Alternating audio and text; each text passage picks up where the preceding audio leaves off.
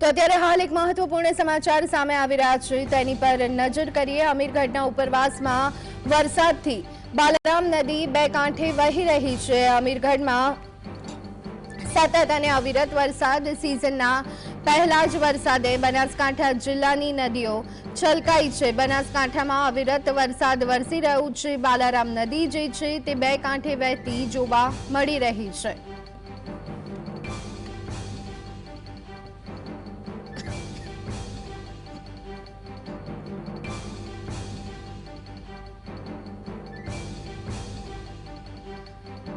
તો સિઝનના પહેલા જ વરસાદમાં બનાસકાંઠા જિલ્લાની નદીઓ છલકાઈ છે। બનાસકાંઠામાં અવિરત વરસાદ અમીરગઢના ઉપરવાસમાં વરસાદથી બાલારામ નદી બે કાંઠે વહેતી હોય તેવા દ્રશ્યો સામે આવી રહ્યા છે। સતત વરસાદ બનાસકાંઠામાં જોવા મળી રહ્યો છે ત્યારે આવનારા દિવસોમાં પણ બનાસકાંઠાને લઈ અને હવામાન વિભાગે વરસાદની આગાહી કરી છે। રાજ્યમાં સમગ્ર રાજ્યમાં વરસાદી માહોલ જામી રહ્યો છે। આવનારા કેટલાક દિવસ માટે કેટલાક જિલ્લાઓમાં રેડ એલર્ટ તો અનેક જિલ્લાઓ માટે યલો એલર્ટની આગાહી પણ કરવામાં આવી છે।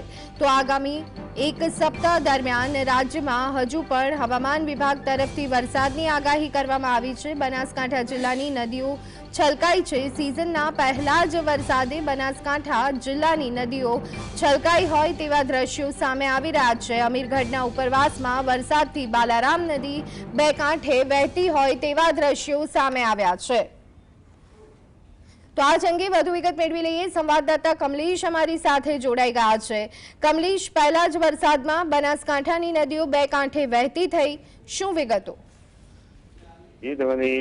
વરસાદ જે પહેલો વરસાદ આવ્યો હતો પૂરી રાત વરસાદ પડેલો છે અને જેમાં ઉપરવાસમાં સારો વરસાદ પડ્યો છે એટલે બનાસકાંઠાની જે અમીરગઢ વિસ્તારમાં છે બાલારામ નદી છે દાંતીવાડા ડેમમાં સમાર છે પાણી એ નદી બંને કાંઠે વહેતી થઈ છે।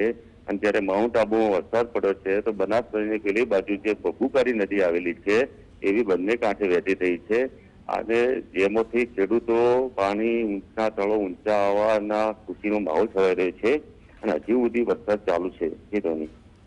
જી આભાર કમલેશ સમગ્ર માહિતી આપવા બદલ।